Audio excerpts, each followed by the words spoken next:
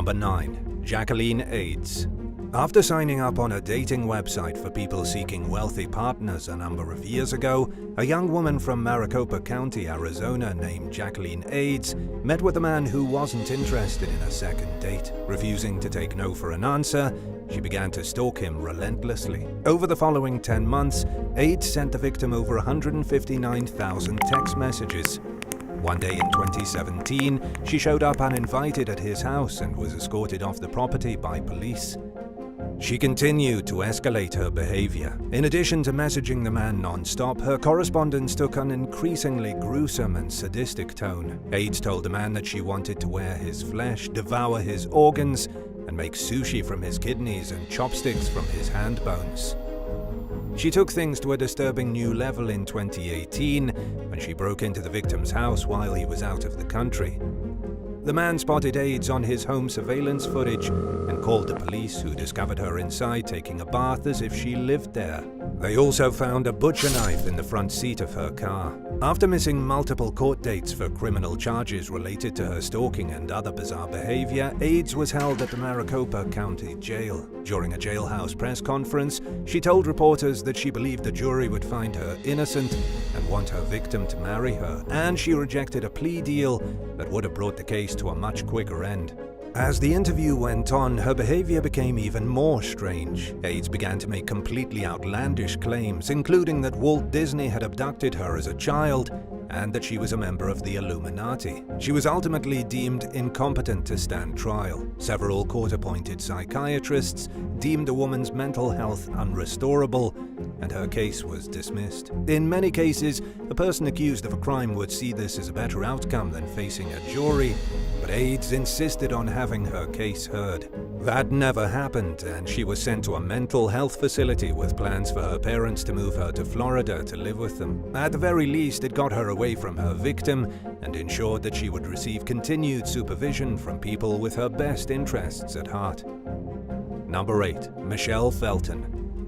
28-year-old Michelle Felton couldn't accept that her relationship with Ryan Harley was over after he broke up with her in 2022. She allegedly contacted Harley so many times, begging for him back, that he became seriously mentally unstable. He reported receiving as many as 150 text messages and phone calls per day, driving him to the brink of insanity.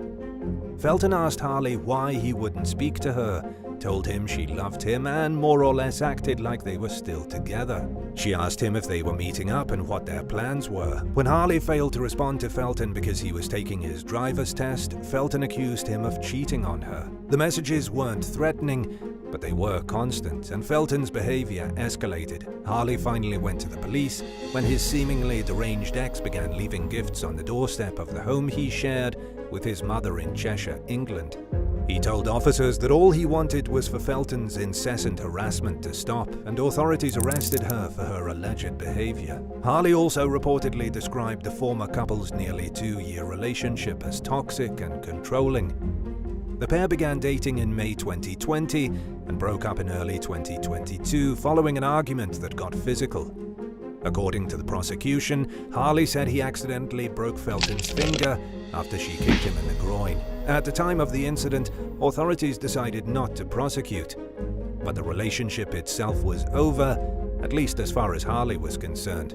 Felton pleaded not guilty to coercive behavior, but admitted to harassment. She could have faced jail time, but instead, the judge issued a restraining order banning her from contacting or going near Harley. She was also hit with an 18-month community order, which requires her to follow certain rules, or she'll risk being put behind bars. Under the order's terms, Felton must attend a 30-day rehab program and pay a fine and restitution. Number 7. Kevin Gary. Real estate agent Harvette Williams met Kevin Gary during the late 90s at a professional networking event in the Detroit area. Gary told Williams that he was interested in buying a property with her help, but instead he began to stalk her relentlessly shortly after their first fateful meeting. He showed up at Harvette's church, her workplace, and even her home. Williams obtained an order of protection, but Gary was quick to violate it by calling her on the phone repeatedly. His behavior allegedly became more bizarre with time, And at one point, Williams even accused Gary of licking her bedroom mirror. By the time Gary was finally convicted of stalking in 2005, it had been going on for a decade. Unfortunately for Williams, the judge overseeing the case sentenced him to time served. As you may have already figured out, it wasn't long before Gary violated the terms of his release. His probation was revoked, and he received a sentence of 13 months to 5 years in prison for aggravated stalking. He served 4 years. During Gary's time behind bars, Williams worked tirelessly to protect other survivors by campaigning for new laws that would require convicted stalkers to wear a GPS monitoring device for up to 2 years following their release from prison. After his release, Gary sued Williams for $100 million, accusing her and a true crime TV series of slander and of waging baseless stalking allegations against him. Despite the fact that he pleaded guilty to the charge, he even went as far as claiming that he and Williams were in a consensual relationship and that she had, in fact, stalked him. A court rejected the lawsuit, and Gary has kept largely quiet on the matter ever since. Number 6. Ryan Clutter.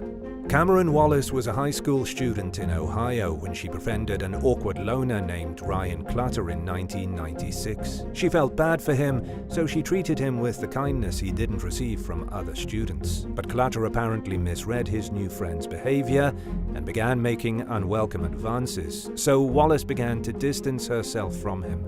But the more she avoided Clutter, the tighter he seemed to cling. Over the next decade, Wallace endured a relentless and terrifying stalking campaign that infiltrated every imaginable aspect of her life. Clutter bombarded her with constant taunting and threats of physical harm, and he made it clear that he would stop at nothing to get to her. Wallace became convinced that her stalker was going to kill her. She obtained an order of protection against Clutter, and he was arrested for menacing and put on probation for his behavior in 2003, but it did little to deter him from continuing to torture Wallace. With a lack of other options to feel safe, she put her entire life on hold and moved in with her mother, only to discover that her stalker had a habit of lurking in the woods behind their house. The Wallaces put brown paper over their windows to prevent Clutter from being able to see inside, and at one point they were so scared about what he might do that the entire family slept in one room. The last straw came when Clutter broke into Wallace's home, took photos of her while she was sleeping, and then emailed the pictures to her. He was finally arrested in 2006. During a raid on Clutter's home, police found a shrine devoted to Wallace, consisting of a poster-sized photo of the victim and other relics, including stolen clothing of hers. Officers also seized a .45 caliber handgun.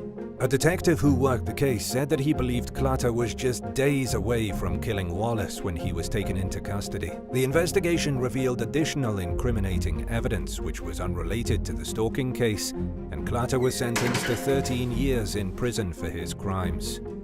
Since then, Wallace has campaigned relentlessly for heightened legal protections for stalking victims in her state, in hopes that something good will come out of her hellish ordeal. Number 5. Elizabeth Reynolds. Former Border Patrol agent Albert Benitez was working as a college professor in Texas when he met and began dating Elizabeth Reynolds. At the time, they were married to other people but were separated from their spouses. And while Benitez was honest about not wanting to remarry, he was apparently unaware that this deeply bothered Reynolds and set in motion a series of events that would forever change his life. One afternoon in 2003, the couple were relaxing at Albert's remote home when someone knocked on the front door. Benitez answered and found himself face to face with an armed man who asked him to confirm his identity. He slammed the door shut and instructed Reynolds to call the police. As Benitez held the door shut, the gunman shot through it. The intruder then got in through a side door and proceeded to continue shooting at Benitez, who ran to his parents' house for help. By the time first responders arrived, the shooter had allegedly kidnapped Reynolds. Benitez miraculously survived 6 gunshots and was able to tell police that he saw the suspect drive off with his girlfriend in a Crown Victoria. Reynolds approached a cop later that same day, claiming she had been abducted and that the kidnapper had shot her boyfriend. She said that the perpetrator was wearing a mask and that he jumped out of the car while driving at a high speed. It wasn't long before investigators realized that Reynolds' story didn't align with the evidence. For one, she claimed she dialed 911 at some point throughout the intrusion, but there was no record of the call. Police found a shirt on the roadside matching her description of the shooter, but it was in suspiciously good condition for supposedly having gone through the day's events. Furthermore, records revealed that Reynolds had extensive contact with someone named Perez in the months leading up to the attack and wired money to the person the day after the shooting. Reynolds was convicted of solicitation of murder and was sentenced to life in prison with an earliest possible parole date in September of 2035. Number 4. James Conyers. The nightmare of a lifetime began in 2002 for Olympic gold medalist Sheila Tearmina when a man named James Conyers responded to her advertisement she had placed offering swimming lessons. Conyers claimed to be a successful triathlete from Flint, Michigan, and asked Tearmina for help lowering his swimming times. She was initially happy to oblige, but things turned sour the very next day when Conyers said during another phone conversation that he expected her to have his baby in a few years. At that point, Tearmina told Conyers to leave her alone, which made him very angry. His alarming behavior only escalated from there. He called Tearmina repeatedly and at all hours, sent her unwanted packages and mailed her explicit postcards. In one letter, Conyers detailed his plans to violate and assault Tearmina, and on one occasion he appeared while she was exercising along a bike trail. The U.S. Olympic Committee advised Tearmina to leave her hometown of Livonia. She went into hiding at a motel in Colorado Springs, unsure of what the future held, as she was haunted by horrifying dreams of what Conyers might do if he tracked her down. Conyers was arrested on 2 counts of aggravated stalking 6 months after the ordeal began. He was sentenced to 5 years of probation and ordered to wear an electronic monitoring device, but this was hardly the end of the nightmare. The convicted stalker never picked up the monitoring device. Instead, he went right back to stalking Tearmina while she trained in Florida. A judge issued a warrant for Conyers' arrest for violating probation. He was finally picked up on it in 2003 and received a maximum sentence of 5 years in prison for his crimes, with the possibility of parole. Conyers was denied parole throughout the entirety of his sentence due to the 21 misconduct charges he caught during his time behind bars. At one point, he wrote to the local district attorney threatening to sue for slander and libel, but it's unclear whether the threats ever came to fruition. In 2009, less than a year after being released from prison, Conyers was arrested yet again for allegedly stalking an Indiana State University women's basketball player named Kelsey Cooley. According to Cooley, Conyers had called her a week earlier pretending to be an alumnus and former athlete who attended the same university. By then, he had already been ordered to stay away from the campus due to an unrelated incident. The ban allowed authorities to charge Conyers with criminal trespass. When they searched him, they found a student directory in his possession. Conyers was ordered to stay away from campus and have no contact with the alleged victim, and the outcome of the case is unclear.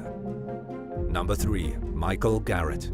Sylvia Matthews was working at a prison pharmacy in Washington, D.C. more than 2 decades ago when she met an inmate named Michael Garrett. In 1999, Garrett was arrested for breaking into Sylvia's home, and he ended up back in prison. The day before the break-in, Sylvia had reported hearing the sound of glass shattering from somewhere in or around her house. She went to see what it was and found Garrett climbing into the home through her bedroom window. He chased Sylvia out of the house, but luckily the police arrived in time to arrest him before he could physically harm her. Garrett spent more than 20 years in prison before being released in early 2021 due to the COVID-19 pandemic.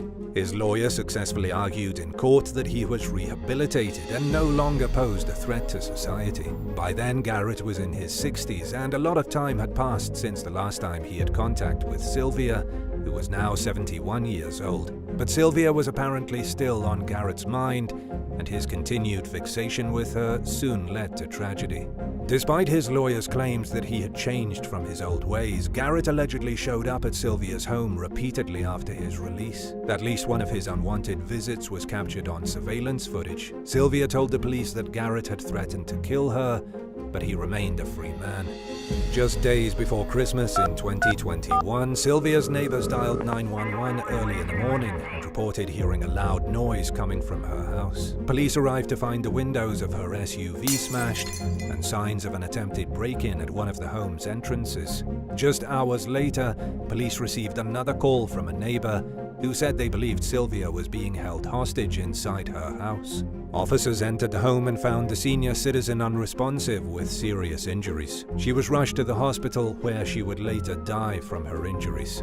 The cops also found Garrett at the scene. He claimed Sylvia had called him over just minutes earlier due to a burglary, but the police suspected that he played a bigger role in the situation and took him into custody on suspicion of murder. Sylvia's family told the press that they feel the system failed her and that Garrett should have not been free to kill her. Number 2. Lindley MacArthur. Lee Marie De Palma was working and living in the small community of Barrie, Ontario back in the early 80s when she was abducted from a local mall shortly after dropping her son off at daycare. Nobody realized she was missing until she failed to pick the little boy up. She was found strangled to death 8 months later. The case was a true whodunit for a while. DNA technology didn't exist yet, and there was no forensic evidence tying anyone specific to the crime scene. Answers finally came when a 21-year-old inmate named Lindley Charles MacArthur bragged to fellow prisoners about stalking and killing De Palma while he was serving time for an unrelated conviction. MacArthur said he followed De Palma for about a week before he kidnapped her, and that he committed the brutal assault and murder as a birthday gift to himself. Jailhouse informants ratted on him, and while sometimes inmates lie to try getting a break on their own sentence, the snitches in this case were able to provide authorities with information about the crime scene that had not been released to the public. In other words, they shared details that only the killer would have been able to tell them. MacArthur was convicted of De Palma's murder and was sentenced to life with the possibility of parole. De Palma's husband Joe remarried and moved on with his life, but he never forgot what happened to his former wife and has worked diligently to try keeping MacArthur behind bars by attending all of his parole hearings and speaking out against the killer's release. Number 1. Christopher Carl Haas. For 2.5 years, starting in 2007, a man in his 50s named Christopher Carl Haas terrorized at least 9 women, including several news anchors, school teachers, and a real estate agent in the San Diego area with threatening letters and emails. He reportedly told the women to wear certain clothing items or accessories, or to say or do certain things during their broadcasts, and said that he would assault or strangle them, or worse, if they failed to comply. In some of the messages, he even referred to himself as a dangerous sicko, as if to acknowledge that he was shamelessly aware of his deranged behavior. Law enforcement identified Haas as their prime suspect through fingerprints on some of the letters and through DNA. He was finally arrested in early 2010 on a slew of charges, including multiple counts of stalking and making criminal threats. During a search of his car, investigators found his victims' names and contact information. One victim, a school teacher named Carla Bordelot, testified in court that she received a phone call from Haas one day seemingly out of the blue. Once she confirmed her identity to the caller, he immediately warned her that he was a sick and dangerous man.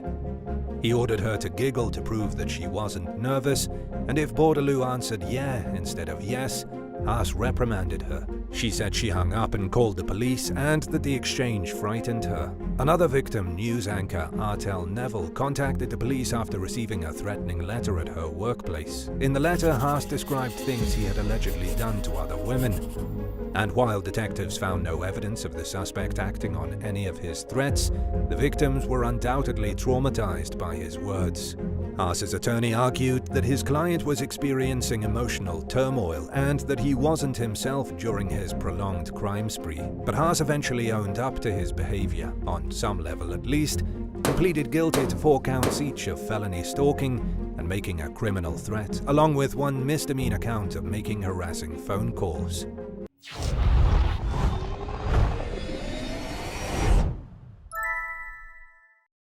(14) Igor Lanes.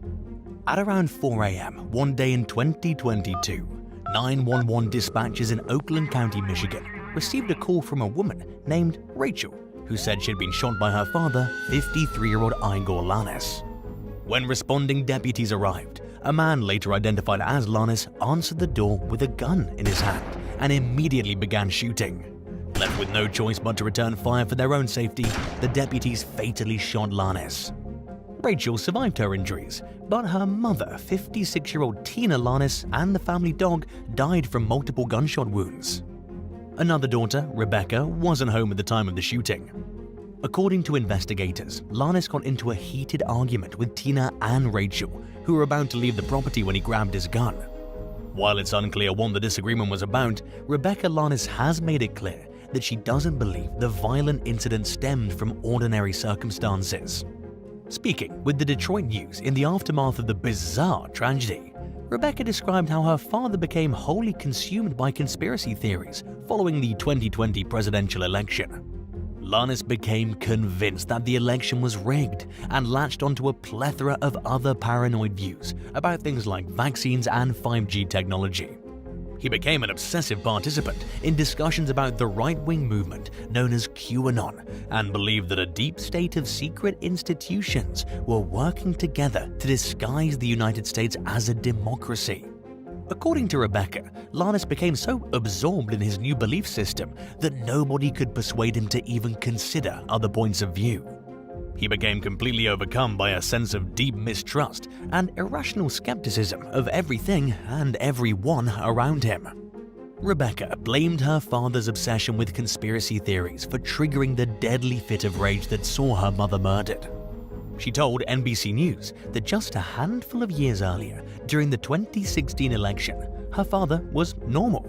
Lanis supported Trump, making him no different than many other Americans who felt the same way.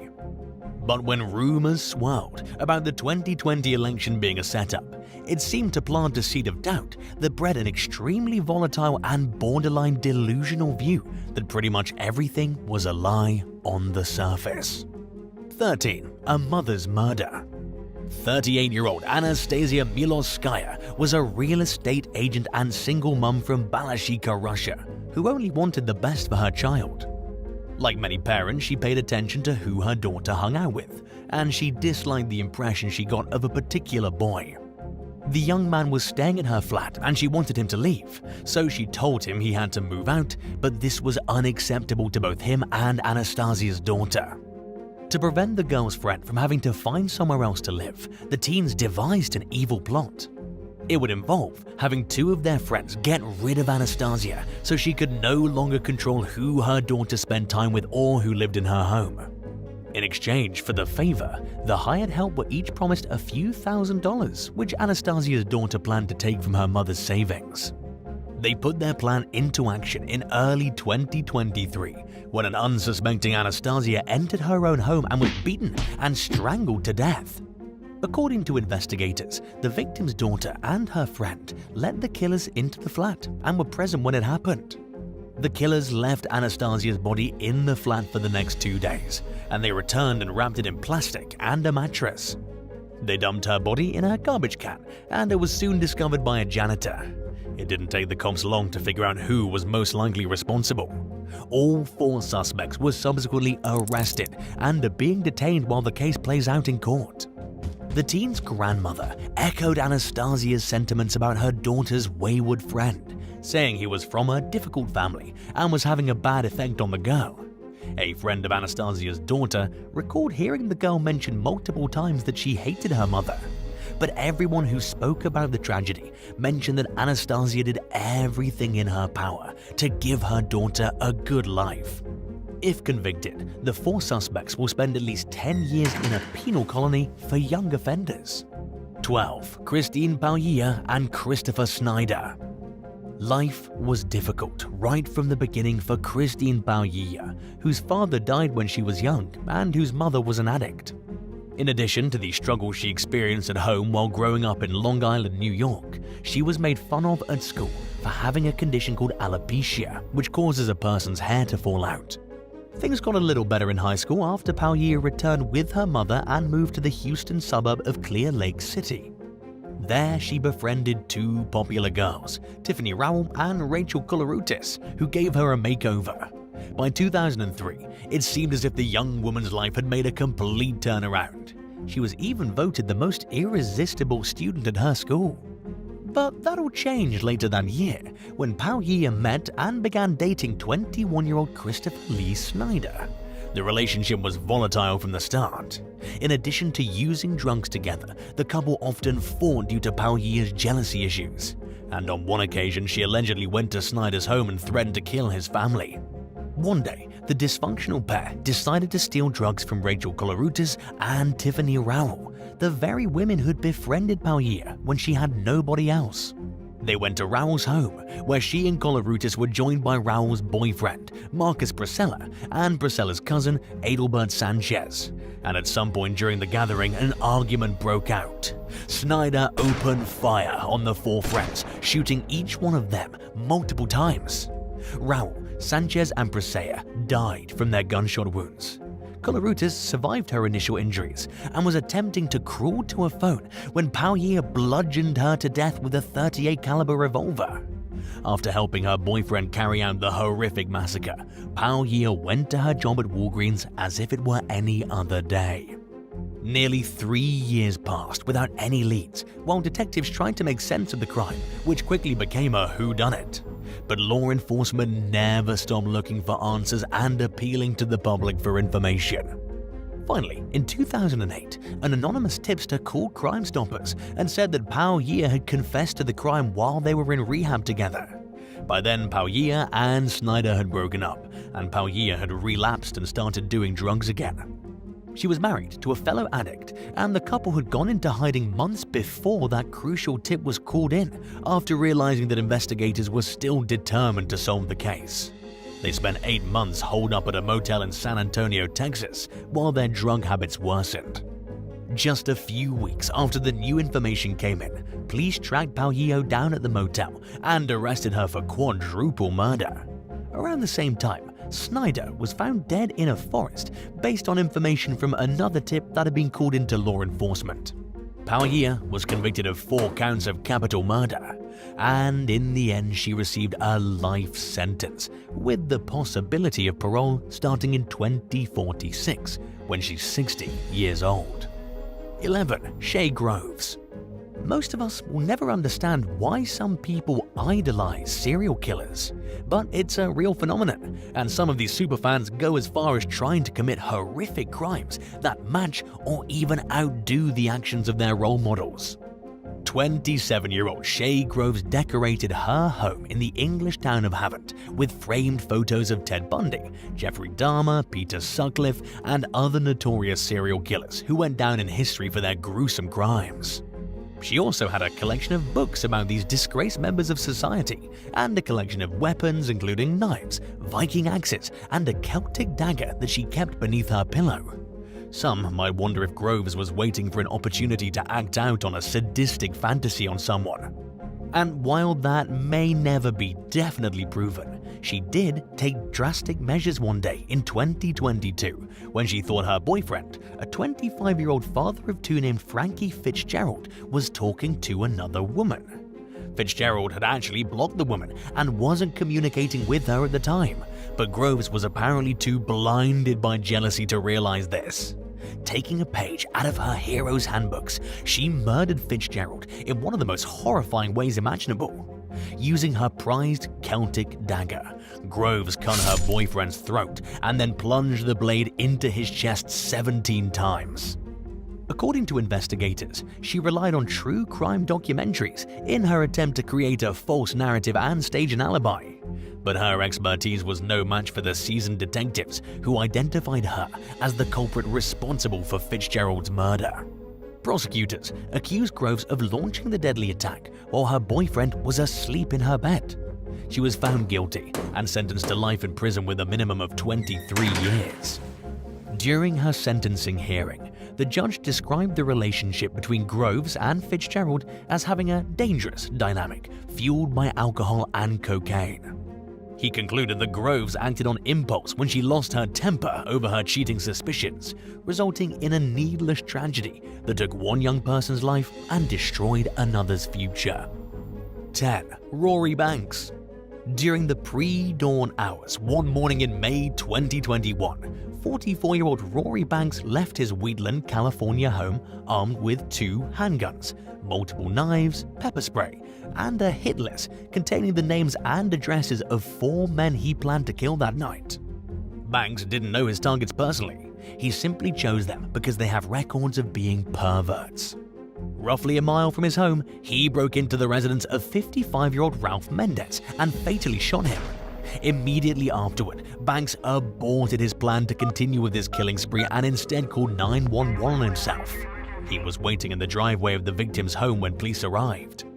A subsequent investigation turned up alarming evidence of Banks being deeply immersed in conspiracy theories.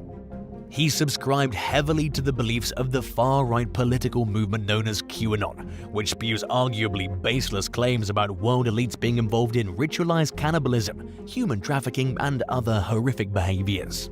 In a statement, the Yuba District Attorney's Office wrote that the defendant's beliefs were encouraged by fringe conspiracy theories that are often spread through social media.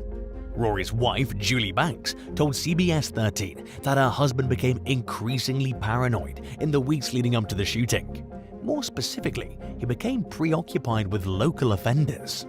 Most sane people would agree that individuals who commit the types of crimes that inspired Banks' hit list are often some of the most despicable members of society.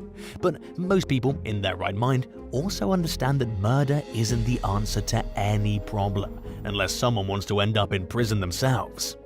In most cases, vigilante justice has no place in a civilized society, yet Banks seemed fully convinced that he was doing an honorable deed.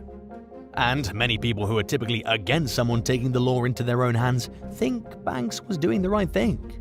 Some have even hailed him as a hero, which only further encourages the disturbing beliefs that inspired his behavior. Yuba County District Attorney Clint Curry responded to the misguided support for Banks by reminding the public that the US is a government of laws and not of men, and that nobody should get a pass for committing a cold-blooded murder.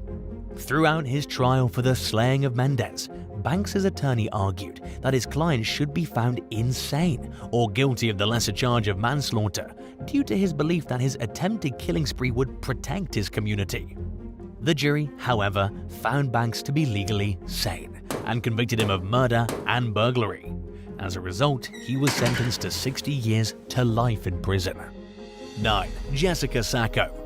When things didn't work out with her ex-boyfriend in Florida, 21-year-old Jessica Ray Sacco moved back to her home state of Ohio at the urging of her mother, Sue, who offered to help the young woman get back on her feet. In addition to her recent heartbreak, Jessica struggled with depression and bipolar disorder.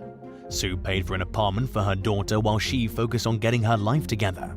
But as long as Jessica's mother was covering the rent, she imposed one main rule: no moving anyone in, especially boyfriends. Shortly after returning to Ohio, Jessica connected with a 25-year-old man from Texas named Matthew Puccio. Ignoring her mother's one stipulation, she invited him to move in with her.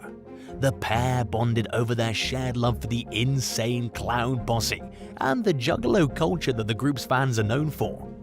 Sue disapproved of the new living arrangement, especially as Jessica began acting increasingly distant and moody. The concerned mother became even more worried when she learned that Matthew had persuaded Jessica to stop taking her medication. However, Jessica was an adult, and there was little Sue could do to stop her from doing what she wanted. Shortly after his arrival, Matthew invited his unemployed friends, Andrew Forney and his wife Candice, to move into Jessica's apartment. The couple didn't pay rent, they were slobs. The space was far too small for 4 adults, and Jessica didn't want them there. And it was pretty clear that the Forneys didn't like Jessica either, yet they felt entitled to live in her home. Jessica initially tolerated the Forneys' presence at the urging of her boyfriend, who reminded her that juggalos and juggalettes never turn their backs on each other. But when Matthew invited another couple, Sharon Cook and Chris Wright, to move into the already overcrowded apartment, Jessica began to feel fed up. She asked her mum if she could move home, but Sue was at the end of her rope with the drama and said no. Shortly after that, Jessica stopped answering text messages and went silent on social media. 8 days later, her dismembered partial remains were found along roadsides throughout Ohio and Kentucky. By the time the rest of her body was found in her apartment, her unwelcome guests were long gone. Puccio had stabbed Jessica and missed her vital organs. She then lived for several hours before he suffocated her with a plastic bag. His friends helped dismember and dispose of the body. It was an all-day affair, which included a McDonald's break and a trip to a local convenience store. Everyone involved had ample time to report the situation and possibly even to save Jessica's life. But nobody intervened, and they were charged accordingly. Puccio was convicted of murder and sentenced to 30 years to life. The other 4 defendants received sentences ranging from 3 to 10 years for their roles in the horrific tragedy. 8. Catherine and Andrew Sue. Siblings Catherine and Andrew Sue were teenagers when their father died in 1986, and their mother was killed in a robbery gone wrong in Chicago the following year. So, at just 18 years old, Catherine became Andrew's legal guardian. Amid his own father's absence, Andrew became close with Catherine's live-in boyfriend, a local bar owner named Robert O'Dubain. But Catherine had the most influence over her brother, and even after he left Chicago and moved to Providence, Rhode Island for college, when Catherine decided she wanted O'Dubain out of the picture, she persuaded Andrew to do her bidding by claiming that the man he'd come to regard as a second father was abusing her and stealing her money. In 1993, Andrew flew to Chicago at his sister's urging and fatally shot 31-year-old O'Dubain. After spending his entire life staying out of trouble and being a top scholar, he'd committed a crime that even most seasoned criminals would never even consider, and afterward he immediately went on the run. Catherine soon learned that Andrew's willingness to do her dirty work didn't mean that she was off the hook. Her story quickly began to unravel during questioning, and she was charged within days of O'Dubain's murder. Being at his sister's beck and call the way he was, Andrew immediately booked a ticket to Chicago after learning of Catherine's arrest. He was then captured at the Dallas-Fort Worth airport with $65,000 in cash and some of O'Dubain's IDs in his possession. Andrew confessed to the murder and revealed that he wasn't motivated by O'Dubain's life insurance policy, as detectives had theorized. He said he committed the gruesome crime out of family loyalty, a value that had been drilled into his head as a child growing up in a traditional South Korean family, and which Catherine had allegedly used as a way to influence him into doing what she wanted. Andrew was convicted of murder and received an 80-year sentence. He'll be eligible for parole in 2032, or maybe even sooner, due to a new Illinois law granting early parole to certain young offenders. Catherine was also convicted of murder and received a life sentence with no possibility of parole. 7. Jennifer Faith and Darren Lopez. From the outside looking in, Jamie and Jennifer Faith had a perfect marriage. They seemed genuinely in love and financially secure thanks to Jamie's job as an IT director for American Airlines, which afforded them a comfortable life in suburban Dallas. However, the couple's seemingly peaceful lives were shattered one day in 2022 while they walked their dog together near their home. Out of nowhere, a gunman approached Jamie from behind and then shot him 7 times, and unfortunately, he died from his injuries.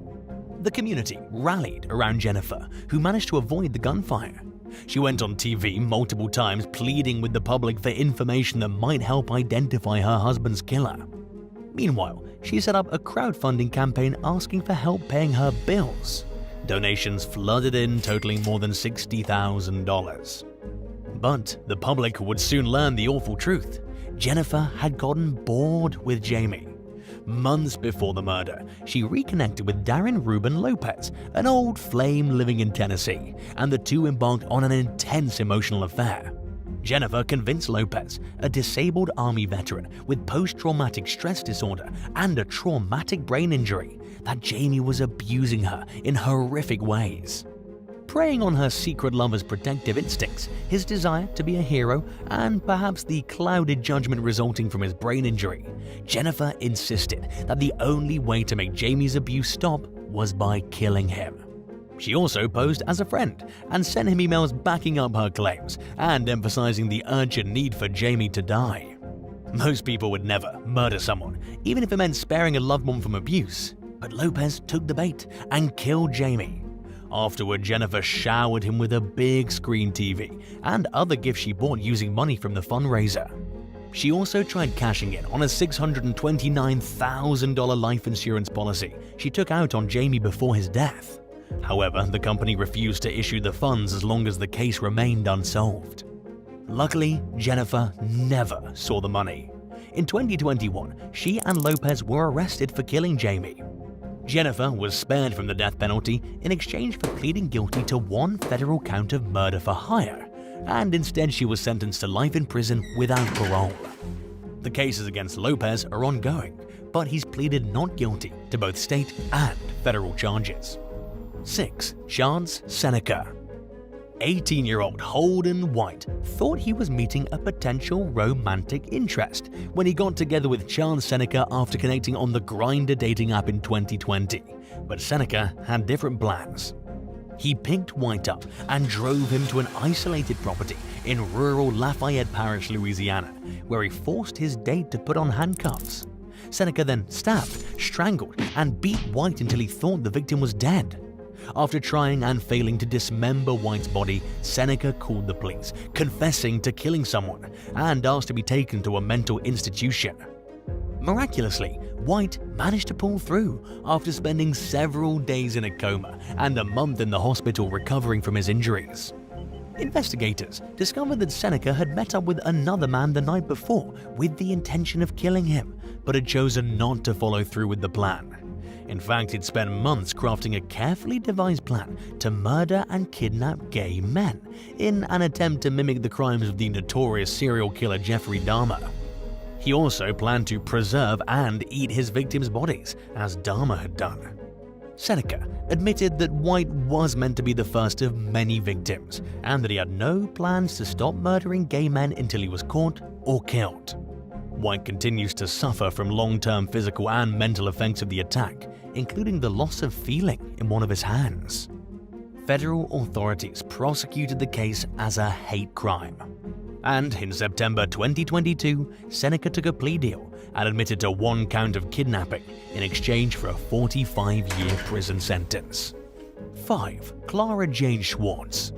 Starting in 2001, 18-year-old Clara Jane Schwartz told pretty much anyone who'd listen that her father, a renowned DNA scientist named Robert Schwartz, had abused her and was trying to kill her.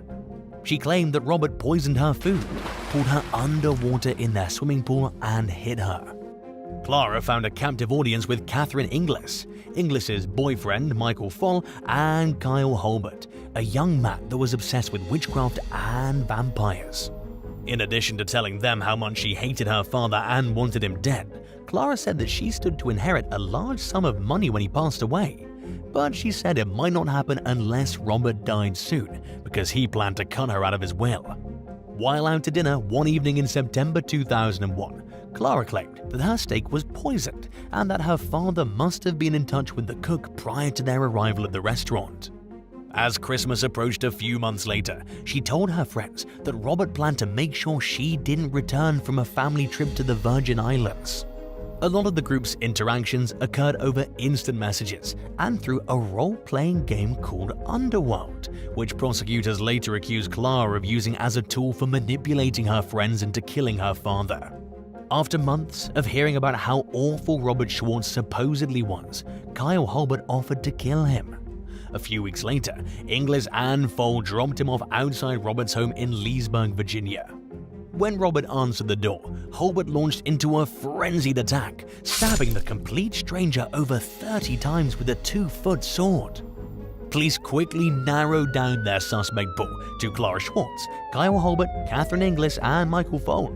During Clara's trial, her defense attorney argued that Holbert had taken her imaginative behavior during their role-playing game more seriously than it was actually meant.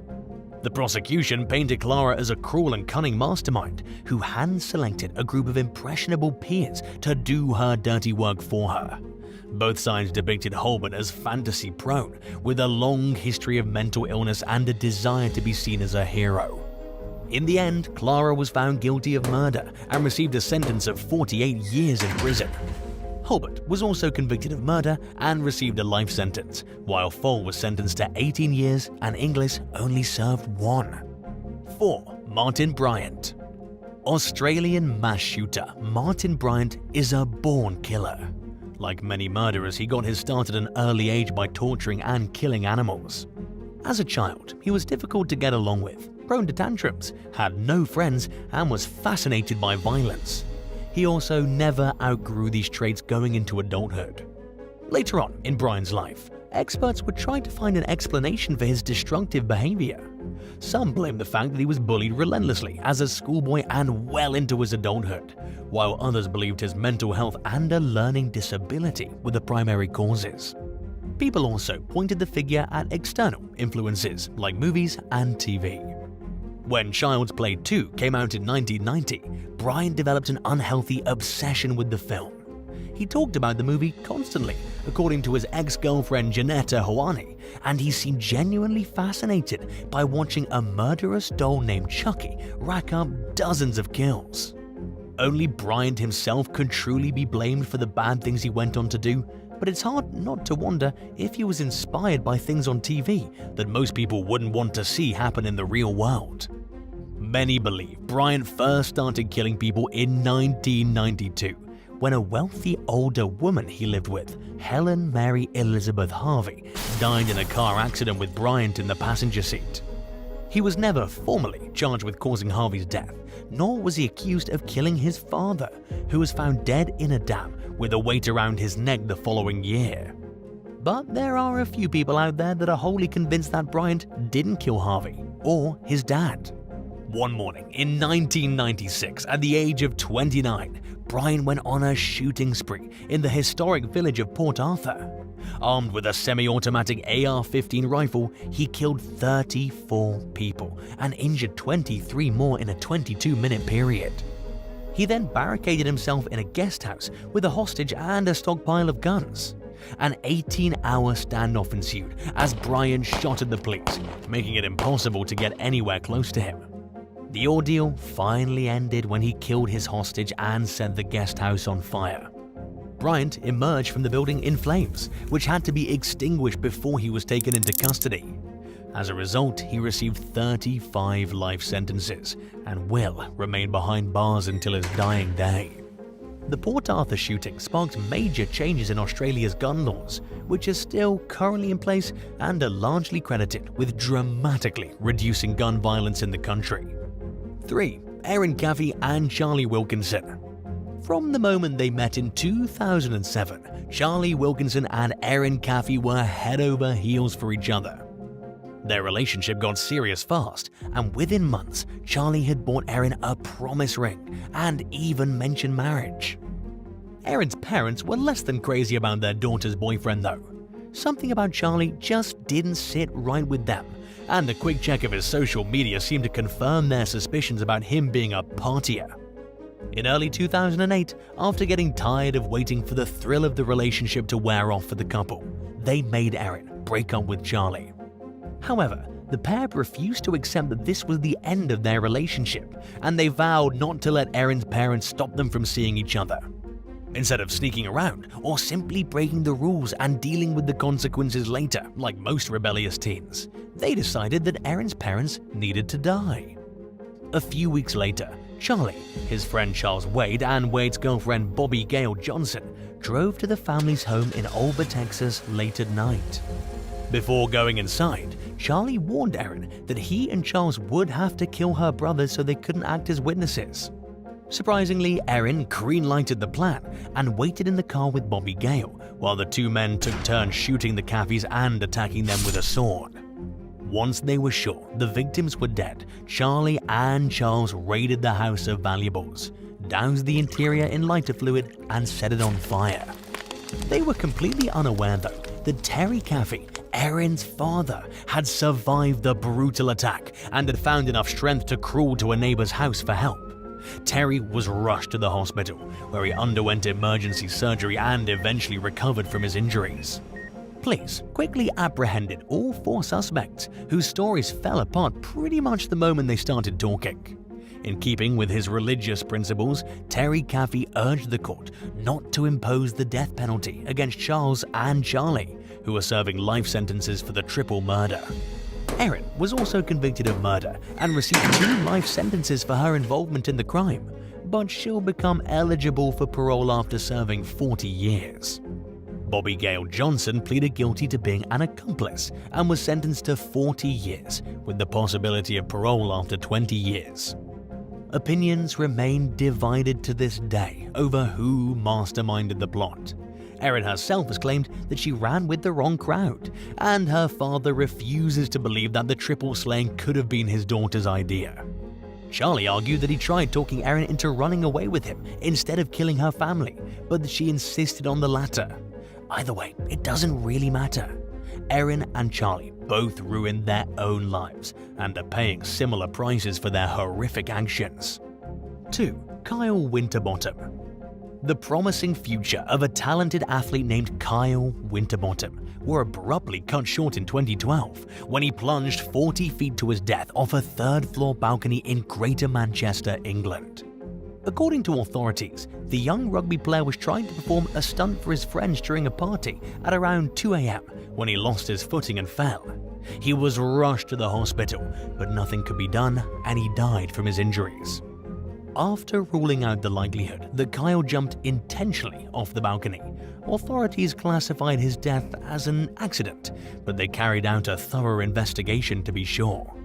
They detected traces of ecstasy and a powerful animal tranquilizer called ketamine in Kyle's system, and witness reports describe Kyle as being wide-eyed and slack-jawed shortly before his fatal plunge. Kyle's parents said that their son didn't use drugs to their knowledge. After Kyle's death, rumors circulated claiming that he was drugged, but investigations ruled out the likelihood that something had been slipped into his drink without his knowledge. Based on the accounts of multiple witnesses, drugs were flowing freely at the party that night, and everyone who was using them seemed aware of their decision to do so. After visiting more than 60 households as part of a year-long probe into the incident, authorities determined that there was no third-party involvement in Kyle's death. Unwilling to accept the thought of Kyle doing drugs entirely of his own accord, his parents blamed peer pressure. They accused their son's friends of maintaining a wall of silence about what really happened that night and urged them to come forward with the truth. And while it's easy to assume that Kyle's mother and father simply refused to accept that their son wasn't as innocent as they once thought, authorities also described his friends as uncooperative. The inquest came to a frustrating dead end, with investigators concluding that multiple people could have provided useful insight into Kyle's death, but chose not to. 1. Cinnamon Brown. David Brown entered his Orange County, California home during the early morning hours one day in 1985 and found his 5th wife, 23-year-old Linda Brown, dead with 2 gunshot wounds to the abdomen. He told police that he'd left the house to get away from the seemingly endless bickering between Linda and his teenage daughter from a previous marriage, Cinnamon. David acted distraught over Linda's death, while Cinnamon took full credit for the crime. Little did anyone realize she was just doing as her father had instructed. Authorities would later learn that David told Cinnamon to shoot her stepmother and that she wouldn't get in much trouble because of her age. By then, he'd been purposefully turning the two against each other for several years.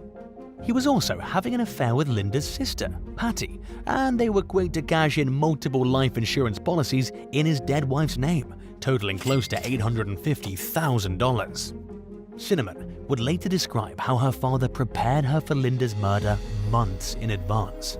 And when the time finally came, David handed his daughter a gun and went to a nearby convenience store to solidify his alibi.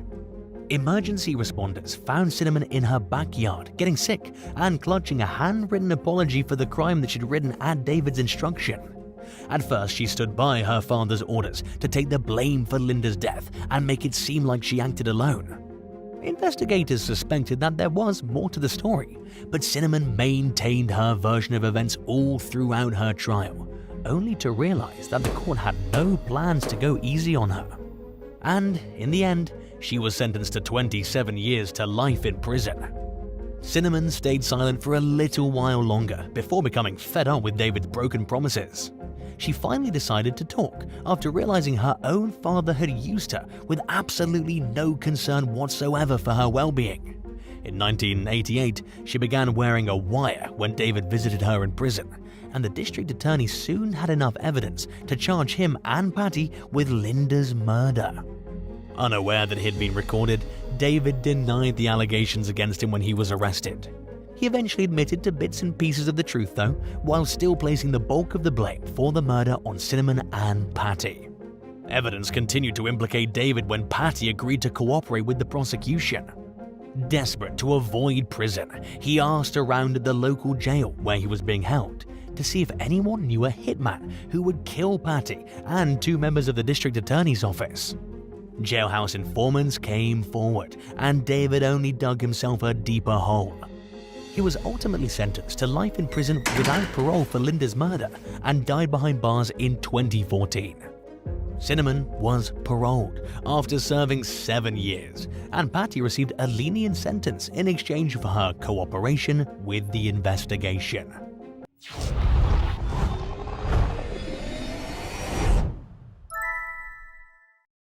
9. Lindell Angel. One day back in 2022, 32-year-old Lindell Angel approached a 51-year-old man on a busy London street and started up what seemed like an innocent conversation. Thinking nothing of it, the man entertained the discussion, and the pair agreed to get drinks together at a nearby bar that day. After enjoying a few adult beverages, the men gave each other their phone numbers and headed home. During the walk, Angel convinced his new buddy to walk down a dark street. Out of nowhere, he attacked the man and wrestled him down to the ground, putting him in a chokehold and punching him multiple times until he became unconscious. A bystander who witnessed the attack called for help. When the victim regained consciousness a few minutes later, his $145,000 Patek Philippe watch was missing, and it was finally clear why Angel wanted to be so buddy-buddy with him. He suffered multiple facial fractures after the assault. Police tracked Angel down at a nearby hotel a month later and found a large amount of cash in his possession. When he was convicted of robbery and possession of criminal property 10 months after the initial incident, the victim was still recovering from both his physical injuries and the emotional trauma the attack left him with. The court sentenced Angel to 9.5 years in prison for what he did. 8. Marissa Williams. While living with her aunt in Foster's, Alabama back in 2014, 19-year-old Marissa Williams allegedly developed a habit of inviting strangers she met online through social media to the house. After being told to stop, Williams blocked her aunt so she could no longer monitor the teenager's activity. Unamused by her niece's actions, the aunt created a fictional profile of a man named Trey Top Dog Ellis and started chatting Marissa up. The young woman took the bait, and before long she was asking Top Dog to come over to the home and have some drinks with her.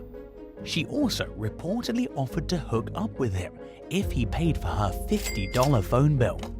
The aunt's goal was to teach Marissa a lesson about stranger danger, but the situation took a sinister turn just a few days later when her niece messaged Top Dog and started venting about her anger toward her family. According to court documents, Marissa said that she wanted to leave Alabama. She then asked Top Dog to kill her aunt, the woman's fiancé, a cousin, and the family dog, and gave detailed instructions on how to get into the home through a bedroom window. Afterward, she suggested the two could run away together. Marissa's aunt decided to report the troubling conversation to the Tuscaloosa County Sheriff's Office.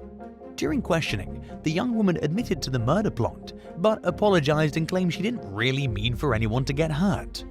Authorities still charged her with solicitation of murder and took her to jail where she was held on a $30,000 bond. 4 months later, Marissa was released and sent to a youth center, where she would be kept under close watch while completing court-ordered programs. She was also banned from speaking with her aunt. 7. The Horseshoe Lake Murders. 75-year-old Sally Snowden McKay was the matriarch of a prominent wealthy family in the small community of Horseshoe Lake, Arkansas, where she ran her historic home as a bed and breakfast.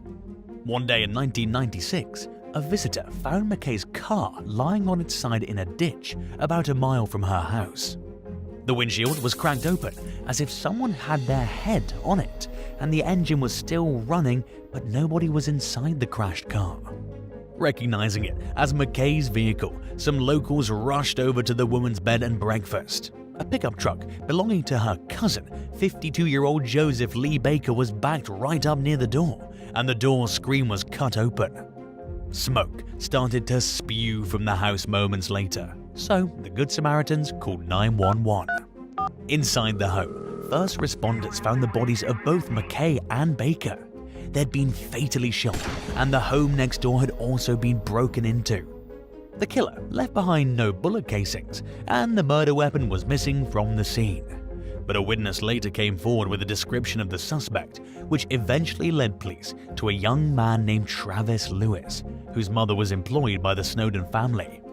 Just a few months earlier, Lewis had gotten caught stealing some video games from the Snowdens, and had also tried to sign and cash a check under McKay's name. It would have been a big leap for the teen to go from theft to murder, but it was enough for detectives to take a closer look at the suspect, especially after they learned Lewis was absent from school the day of the double homicide. The evidence continued to stack up against the boy, and his story changed multiple times during the investigation. Lewis tried to implicate his cousin, but DNA and fingerprint evidence traced back to Lewis every time. Authorities eventually charged him with 2 counts of capital murder. Knowing he would likely face the death penalty if convicted by a jury in court, Lewis took a deal and pleaded guilty to 2 counts of first-degree murder. He was sentenced to 28.5 years in prison for the double homicide. Lewis's mum believed her son was innocent, and so did many members of the Snowden family. The young man found an unlikely advocate in McKay's daughter, Martha, who believed that even if Lewis was at the scene during the attack, there had to have been another suspect involved in the murders. She wrote to Lewis in prison, and they quickly developed a friendship as pen pals. In 2018, Martha went to his parole hearing in favor of his release. Lewis was paroled, and Martha hired him on at the family's property as a groundskeeper. Things went smoothly until the early hours one morning in 2020, when Martha was found bludgeoned and stabbed to death in her home. She was 63 years old. The intruder was still there when the police arrived. He jumped out a second-story window and made an attempt to flee in his car, but the vehicle got stuck. Thinking quickly on his feet, he ditched it and jumped into the lake. Hours later, police found a body in the water. Surprise, surprise, it was Travis Lewis, the same man who killed Martha's mother 24 years earlier. An investigation found that Martha fired Travis and cut ties with him shortly before she was murdered because he'd allegedly stolen $10,000 from her. 6. Glenn Hollinshead. 54-year-old Glenn Hollinshead and his friend Peter Malloy were walking their dogs in Stoke-on-Trent one night back in 2008 when a woman approached and asked them if they knew any nearby hotels. Feeling sorry for her, Hollinshead offered to let her spend the night at his house. Tragically, she obliged.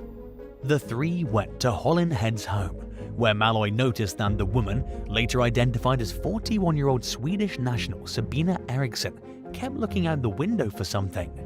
Malloy left later on that night, something he'd regret. The next day, Eriksson stabbed her host in the head 4 times with a sharp kitchen knife. Hollinshead managed to live long enough to alert a neighbor, but soon succumbed to his severe injuries. Eriksson fled the scene with a hammer in hand, which she allegedly hit herself in the head with repeatedly. She led police on a brief chase before jumping off a 40-foot bridge onto a busy highway.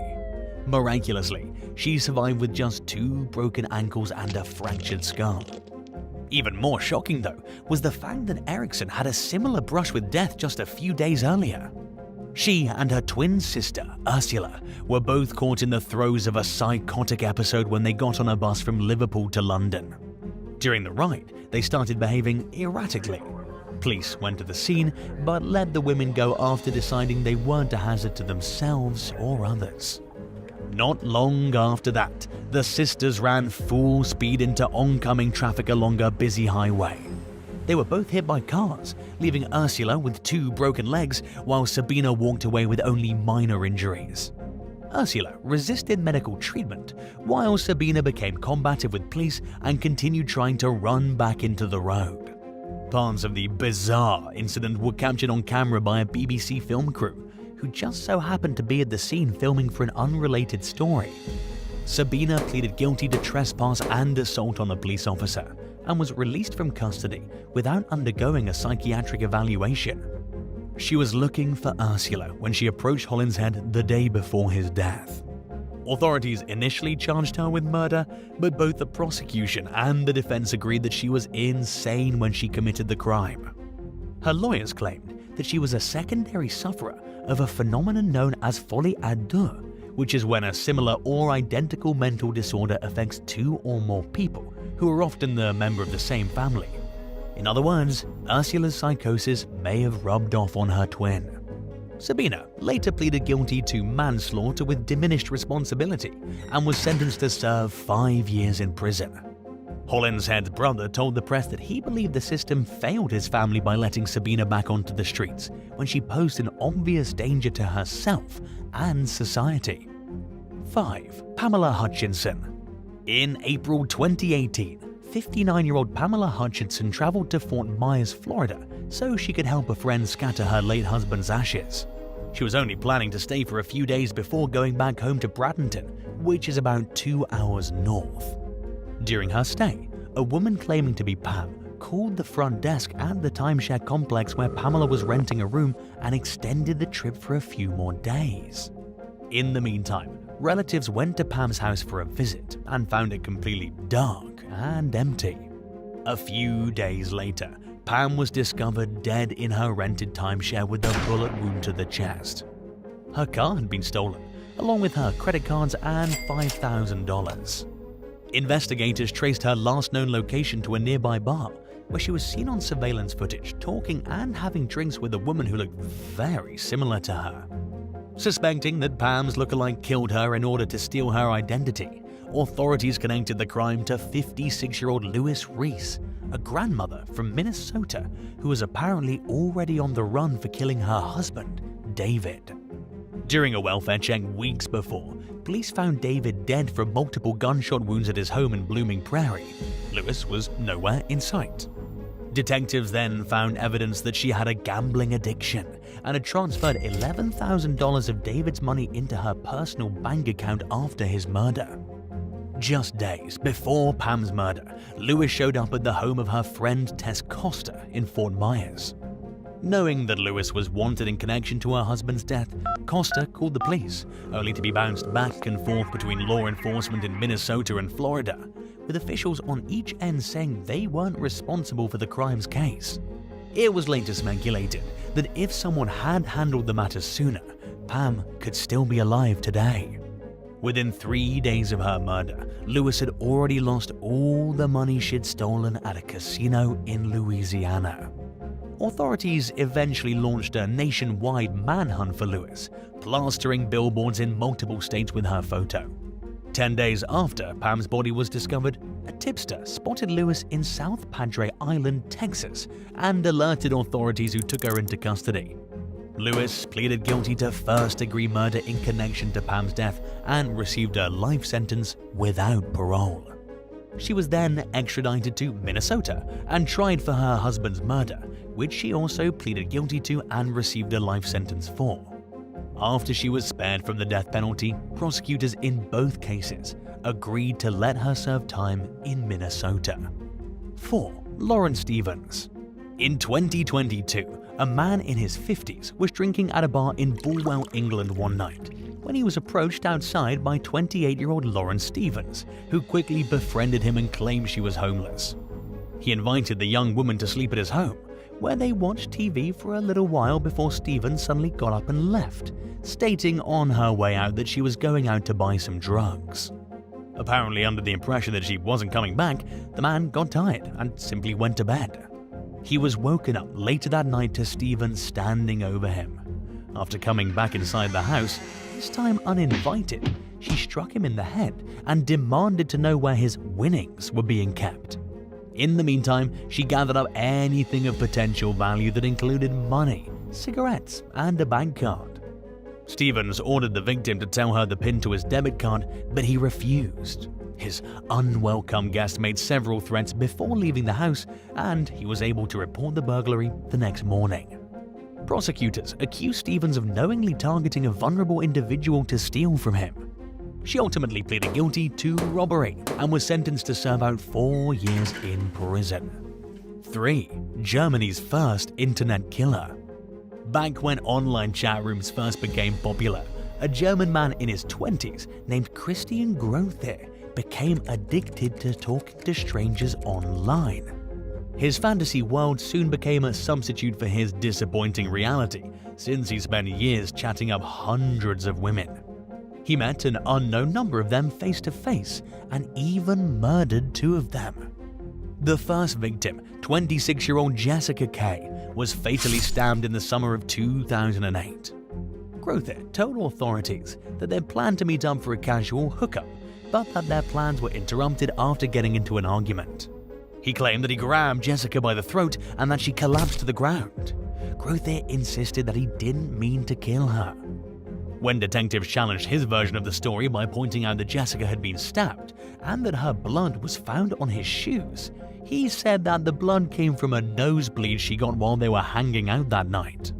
12 days after Jessica's murder, Grothe stabbed and killed a 39-year-old mother of 3 named Regina 26 times with a bread knife.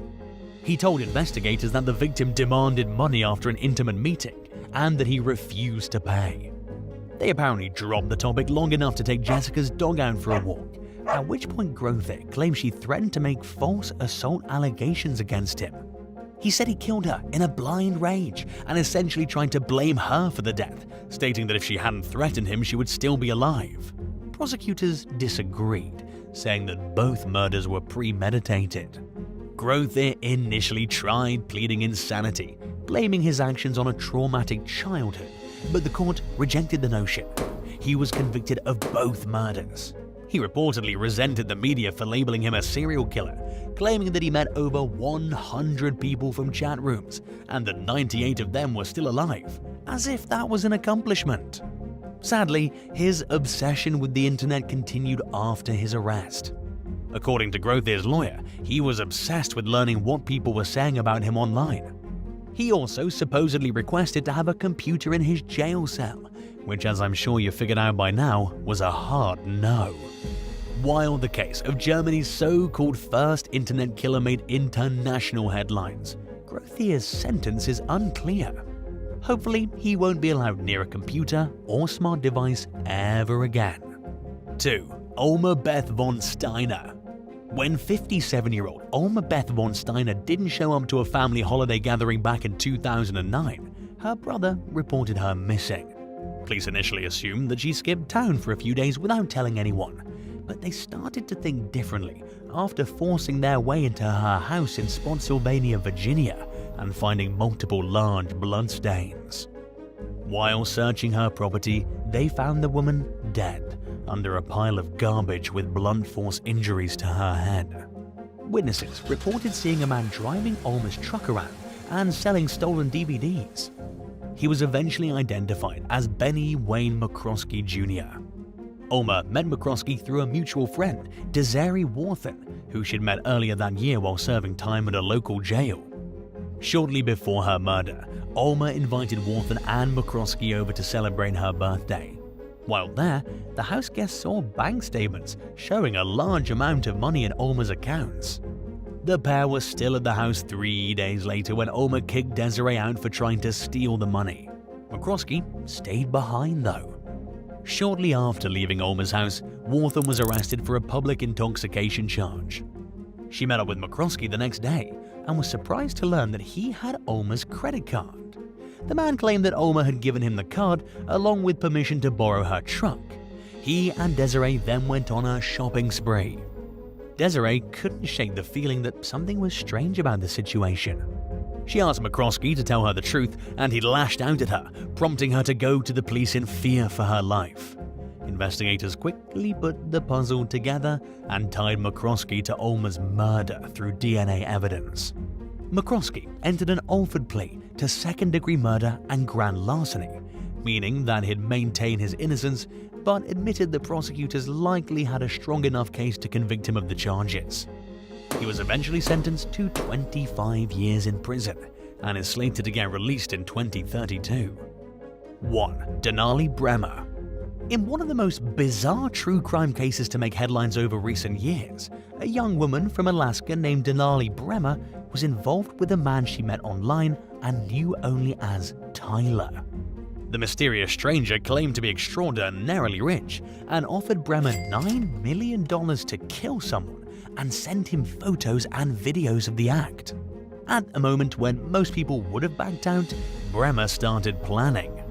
She recruited friends Caleb Leyland and Caden McIntosh to help her carry out the murder and targeted her unsuspecting close friend, Cynthia Hoffman. During a hike in 2019, the group lured Cynthia away from the main trail, tied her up, and shot her before tossing her lifeless body into a river. McIntosh pulled the trigger, and Bremer recorded footage for her online friend Tyler. The suspects told Cynthia's family that they dropped her off at a park before destroying some of the victim's belongings to get rid of evidence. But they did a poor job at covering their tracks and were arrested within just a few days. Tyler, identified as 21-year-old Darren Shell Miller from Indiana, was also charged in connection with the murder. Bremer pleaded guilty to first-degree murder and is scheduled to be sentenced in August 2023. The cases against McIntosh, Leyland, and Shell-Miller are ongoing. Thanks for watching. Would you rather be stuck paying the tab after having dinner with a stranger who snuck out before the bill arrived, or meet up with someone you connected with on a dating app only to realize that they used old photos in their profile? Let me know in the comments below.